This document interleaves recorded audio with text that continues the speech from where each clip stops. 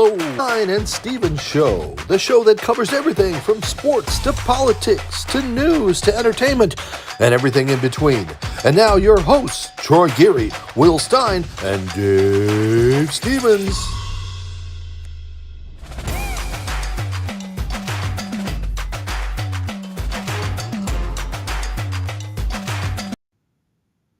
Well, welcome everybody, and welcome my live studio audience here from Norwich, Connecticut.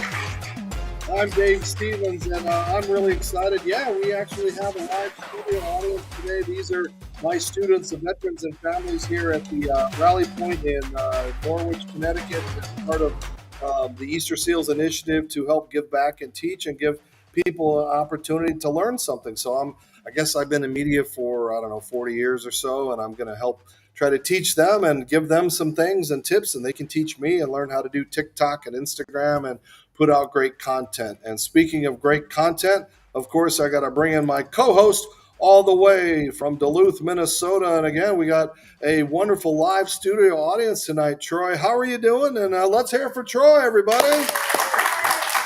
Well, I'm doing great, Dave. I'm excited for the show tonight. This guy wreaked havoc.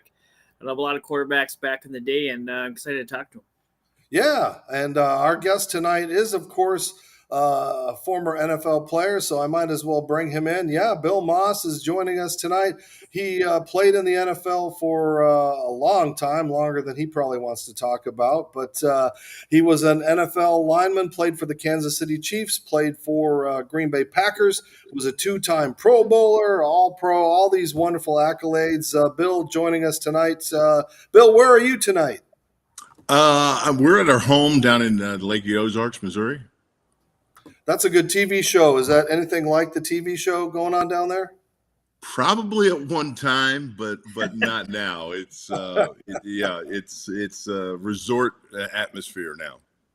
Well, Bill, we're going to talk about your NFL career and what a great NFL career it was, getting started early. I mean, tell us about what that was like to play in the NFL before we had all these rule changes and kickoff return changes and things like that. I mean, tell us a little bit about your memories from when you were in the NFL.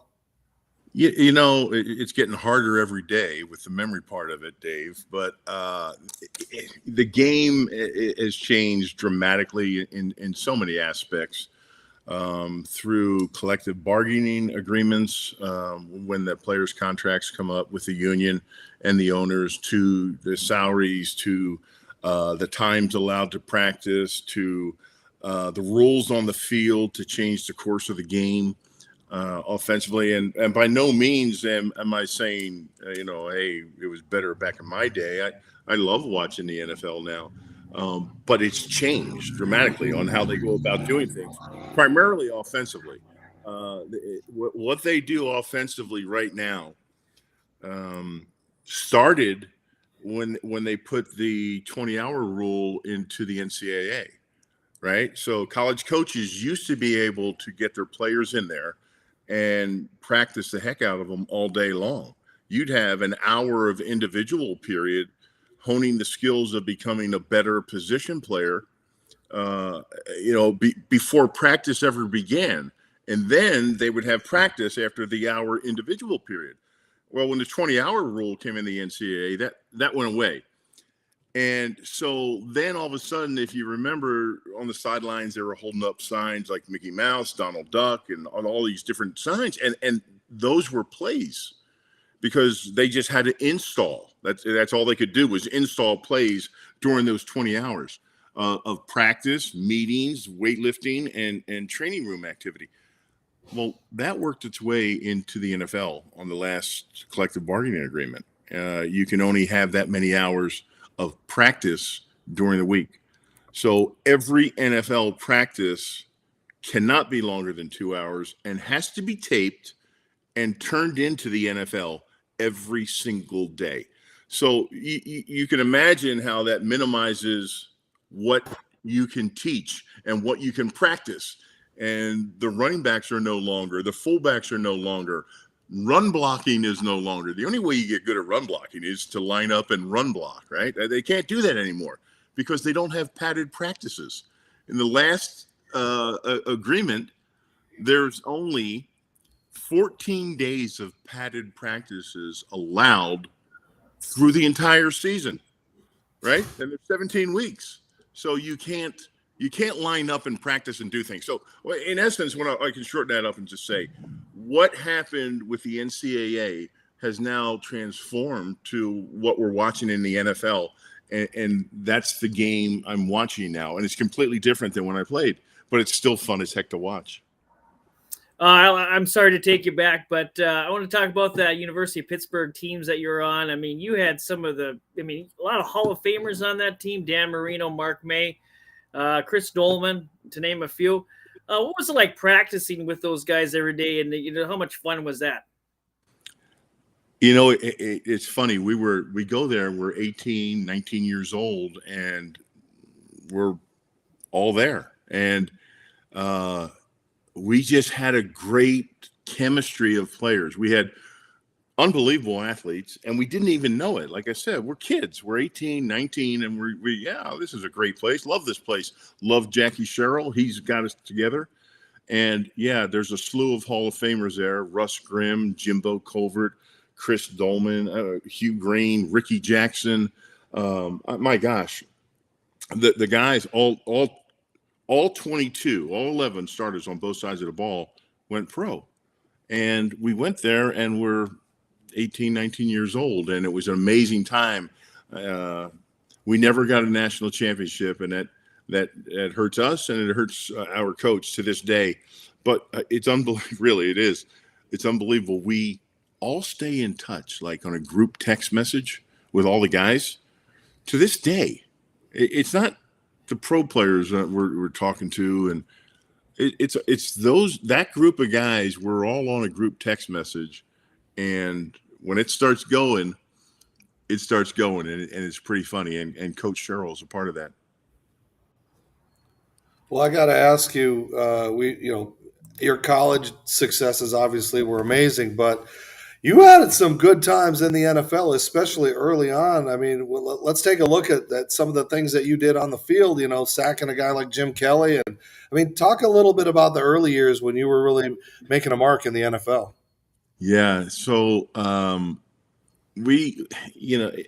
got NFL Defensive Rookie of the Year, my first year. And I think I was at a banquet or something, or a wedding or something back in Pittsburgh, when I got a telegram. Yeah, that's correct. A telegram that said that I won Defensive Rookie of the Year. And of course, I didn't get anything for it back in those days, and it's a big deal now. And then 2 years after that, we went to the playoffs in 1986. And our defense was really dominant, and our special teams was really dominant. And that was the backbone of that team. And we got to the playoffs for the first time in 15 years. I got all pro. I was first team all NFL. And then I got another Pro Bowl the year after that. And then the year after that, I had a knee injury. It was a medial collateral. It wasn't anterior cruciate. It wasn't a big one, but it took me out for 8 games. So I had a slowdown period then. And then we changed coaches, and we kept changing coaches. And Marty Schottenheimer finally landed with us in 1989. And I was the one that lobbied Carl Peterson when he was hired. I'm like, Carl, if you don't hire this guy, and he's the best available coach out there, and he taught me more about football than I knew about football. And I said, this guy is a great asset. I think he would be great for our team. And lo and behold, it ended up we hired him. And that was really the climb that occurred throughout the 90s. We hired him in 89, and each and every year after that, the team got better and better and better. And then transitioning into the broadcast booth, I mean, how tough was that? Because some guys, and when I worked at ESPN, we got guys like Emmett Smith that didn't want to pick on people. They just wanted to go, yeah, tough game. They weren't giving that insight. So I know you had a real successful run. So how was that transition? Well, it was – so when I was playing, I did some local radio shows Mondays and Fridays, early morning. Yeah, there's Joe Buck. That was my one of my first partners at Fox was Joe, and he had just got done doing the World Series. I'm not kidding you. I mean, I'm thinking, oh my gosh, this guy's like 26 years old and he did the World Series. And he came on board and we had 7 games my first year at Fox. Yeah, that was pretty amazing. Well, you had that longevity as far as that, and we'll get into that in a little bit. But it is so great to have you be a part of this and to be so vulnerable and talk. And when we come back, we're going to talk a little more about your career, what happened after the NFL, and again, try to give some positive advice and some motivation. You're watching Geary, Stein Stevens Show, and of course, we've got to pay some bills, but we've also got some amazing things we're doing out of the public. So please stay with us and don't go away.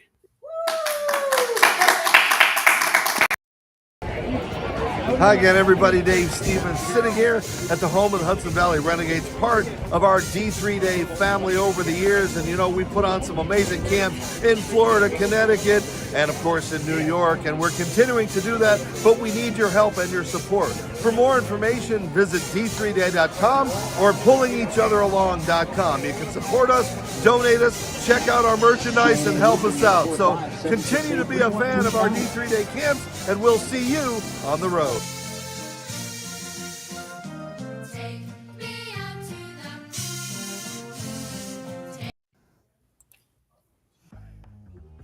Hi, everybody. Dave Stevens for the Geary, Stein Stevens Show at the Miami Marlins ballpark. And you know what? We get great stars, celebrities, and entertainers on our show, but there's all kinds of great programming and content on Your Home TV.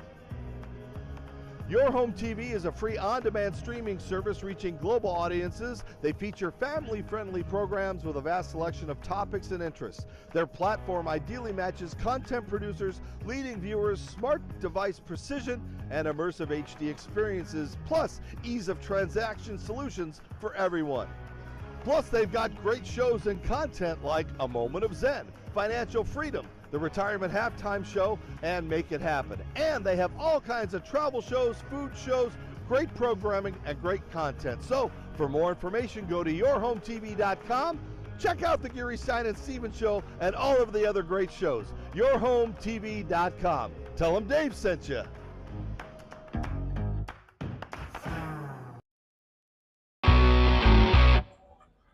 Hi, everybody. Dave Stevens here for the Geary, Stein Stevens Show from Tropicana Field, home of the Tampa Rays. And you know what? Not everybody can be a Major League Baseball player, but you can look like $1 million. What's the best way to do that? Well, go to freshcleanthreads.com. Don't believe me?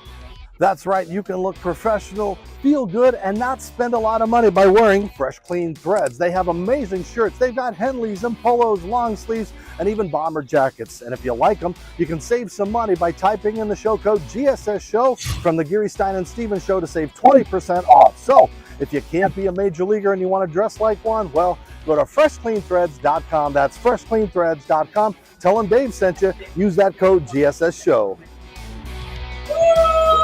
All right, we are back, and of course, I am wearing my Fresh Clean Thread shirt tonight. This is my favorite shirt. I'm probably gonna have to buy more because I don't know if the pitting is getting bad yet. But Troy, how am I looking in my Fresh Clean Threads? They still look sharp, Dave. They still look sharp. So again, all right, we're back with our guest Bill Maas joining us for the second part of this, and. Bill, I know you had some struggles, some ups and downs, and we really do appreciate you talking a little bit about it. Kind of tell us what happened that kind of ended up taking you away from the broadcast booth and changing your life, but then now how you were able to recover and overcome it. Yeah, so, life does have its ups and downs. And I was in a marriage that was torn apart, went through some issues with divorce, with my children. It was nothing I would wish upon anybody. It took away everything, every bit of my part of my day, my time, my feelings, my emotions, and it affected what I was doing.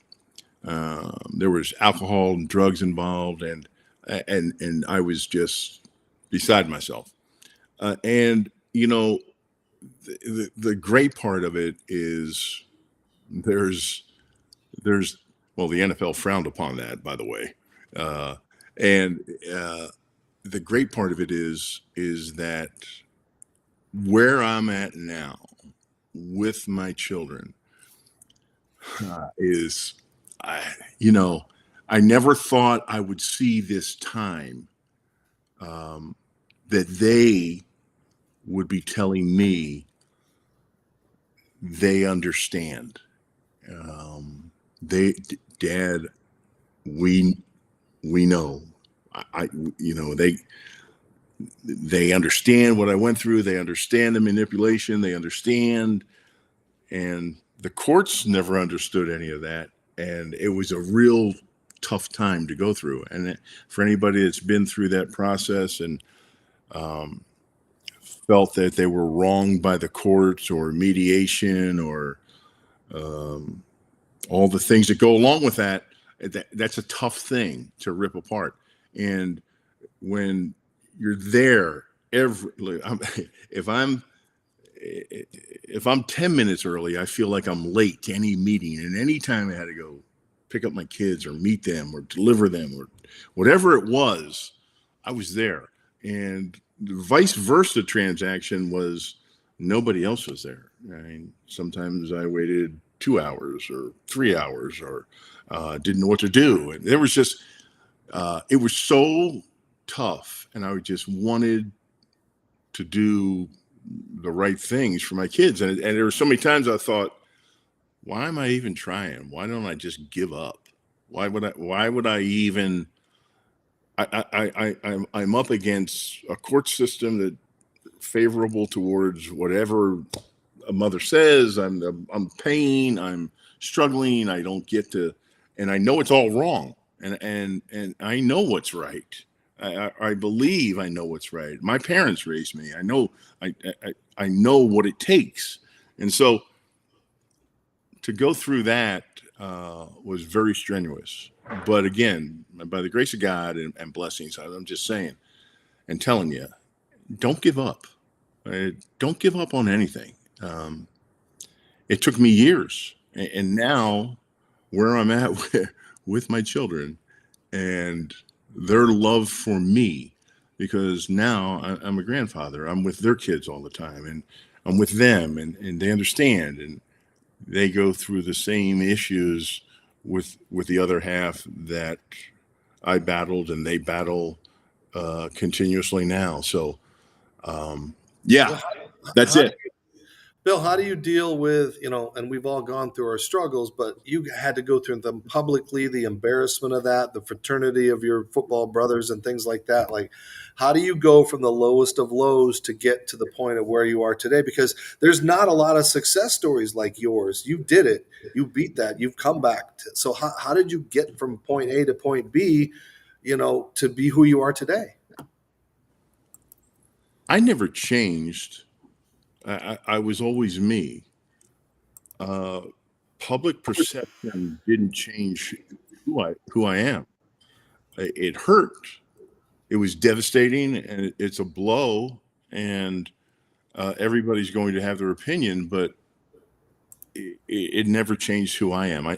I know who I am. I knew who forever. I mean, I know how I was raised. I know who I am. I know what I believe. I know, what I believe in and who I believe in.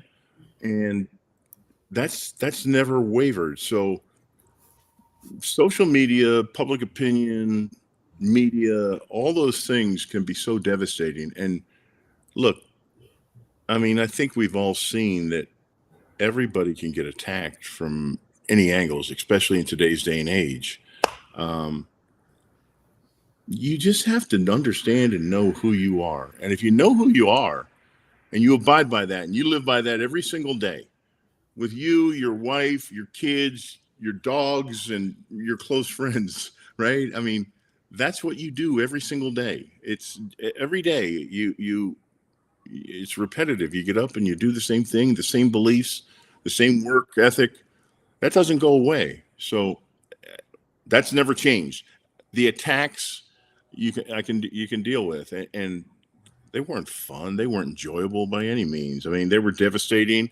They were financially hurtful, all those things. But it's just who you are day in and day out. And that's what you have to live on. That's what you have to be. And I'm good with that. And my family's good with that. And I am. It's cool. I want to take you back to draft day. The draft was just in Kansas City a couple of months ago. We were there. At 4, Philadelphia was there, and also at 6, the Chargers. Did you expect to get a phone call from Lamar Hunt and the Chiefs at 5? No, at 100% not. So my hometown was Philadelphia, and I went across the state to play at the University of Pittsburgh, which was 4 hours away, but totally different climates. Philly and Pittsburgh are just different.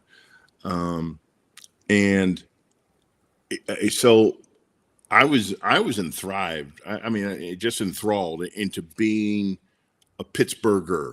I mean, that's at that time I was a Pittsburgher. I just loved Pittsburgh and everything about it. Of course, it didn't hurt that the Steelers won 4 Super Bowls and the Pirates just got off a couple World Series championships. But it was fun. And I saw some of that in Philadelphia too, with the Sixers and the Flyers. In 1980, the Eagles went to a Super Bowl, but there was something about Pittsburgh that I just really took to, and what it was the work ethic of the Steel City, and that was me. That's who I was. I'm going to work. I'm going to show up. I'm going to give you everything I have every day. Kind of a blue collar type guy, and here, the Eagles told me, we're taking you number 4 overall. I'm like, wow, I'm going to go back to Philadelphia and play in front of my hometown. That'd be awesome. Probably a lot of pressure, but that'd be awesome. Then the Chargers told me, we're taking you 6. We have the 6th pick. We're taking you. I'm like, I'm going to either be back in my hometown or I'm going to be in the beach, which isn't bad either, right? Out in California. So then Kansas City called, and I never heard from them. Honestly, never heard from them. Nothing. And I was like, wow. And what an honor it was to play and get drafted where I should have been, in a town similar to Pittsburgh, the Midwest, and work ethic and good people, good families. Yeah, I really enjoyed it. And the Hunt family, Lamar, rest his soul, and now the late Norma Hunt, who just passed away. They were he would come in the locker room and come over. One time he came in, he had a sling on his arm, and he came over. He sat down in my locker and we're talking. I said, Lamar, what happened? And he goes, I was outside raking the leaves and I fell.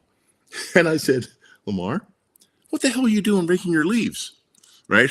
I mean, Lamar Hunt. And, it's just that kind of attitude that he had about him and who he was and the way he went about things. And it was just an honor to play for his family. And speaking of attitude, I mean, you in your day, you were known for giving a good soundbite. Now, I'm hoping our equipment's working because I work hard to find little tidbits of our guests to not embarrass them, but bring out a different side of them. So I'm going to play this. I hope it works out because it's a legendary bite about a legendary player. All week long, it's Bo Jackson.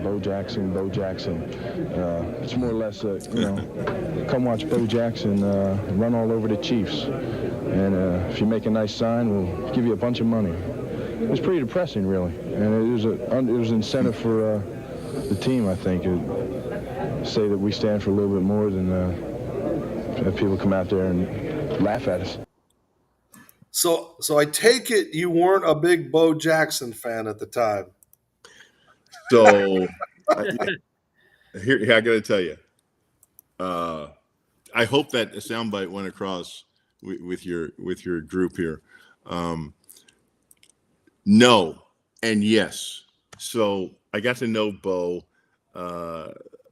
We we would go to the Buckmasters Classic down in Alabama, and we'd hunt together yearly. It was in January. We just got done playing. He didn't go to baseball camp yet, and he was done with the Raiders. And we would have competitions. I beat him in bow and arrow, actually. But I loved him. But the media took this thing, he's coming into Arrowhead Stadium, and he's playing here with the Raiders. And I'm in his book. He wrote about it. I hit him pretty damn good, and he said it was the hardest he ever got hit in Bo Knows Bo. And he does. You can look it up. I'm in there. And when he came in, the Royals are just across the street from us. We're in the same sports complex, and we were all friends, and we were there for the World Series, and we went to their games, and we did charity events together. And I guess I really didn't understand it, but when the Raiders came to town, which was like our biggest rival in the AFC West at the time, all the Raiders players went over on the sidelines for Bo Jackson. And now looking back, I'm like, well, he was their teammate. There's nothing wrong with that. But at that time, we were really offended, and we were upset, right? So we went out there and spanked him. And that was a big, big motivating factor, that everything was about Bo Jackson coming to town, and the Royals were going to be over on the Raiders sideline at Arrowhead Stadium. Well, we took it personally. I have a few questions left to ask you, but I just want to ask you about a couple of people, and if you got a quick story. I know you brought up Marty Schottenheimer earlier. And for those that don't know, he just passed away not too long ago. What kind of excitement did he bring to the building, and did the defense embrace Marty Ball? So Marty brought something that was never at Arrowhead since I had been there prior. Everybody on the team, all 53 players, knew exactly what they were supposed to do at every given moment of a game. And he described it. Other coaches would tell you, on this play, you do this. On this play, you do that. On this play, you did. But they never described what it is you're doing and why you're doing it and how it affects everybody else, offensively, defensively, and special teams. He taught us more about football than any coach I had been around on how all the parts work together. And so even on Saturday morning, we'd run through stuff on walkthrough. He'd say, so-and-so got hurt. Who's in? And if you weren't in, if you didn't run up, you got fined. Like, everybody had to know the backup positions and who goes where and what happens if something happens. And he just made it so much of a mental aspect of the game he brought to it for us, how it all 22 players, how everything works in unison. And that to me and everybody else at that time for the Chiefs was really something special. I have one more quick one to ask you about, and that was one of your Fox broadcaster partners, Sam Rosen. Just give us a quick story about the great Sam Rosen. Sam was so great in so many ways. First of all, he's a New Yorker through and through, right? He's got his New York papers. He's got his New Jersey Bergen. He's got his sesame bagel with Swiss cheese and tomato and cream cheese. The guy is like beautiful. I love him, but he's a true pro. I mean, that's a lifetime guy. Rangers, God, he loved the Rangers. Crazy about the Rangers. But he's just a true pro. And so when I got to work with different people, Kevin Harlan, Joe Buck, Sam Rosen, different guys throughout the years, I took something from all of them, like how they approach the game and how they think about the game.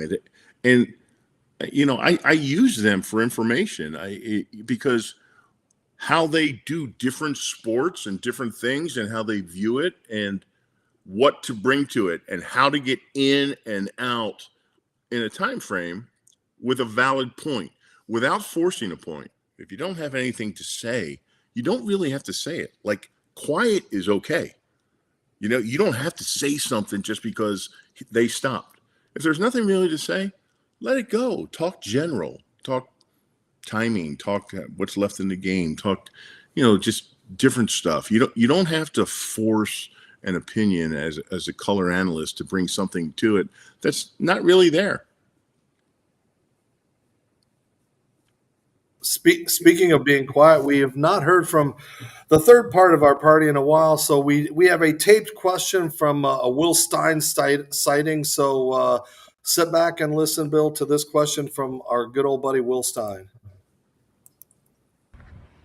Derek Thomas is one of the greatest players of all time to ever put on a Chiefs uniform, and an NFL uniform at that.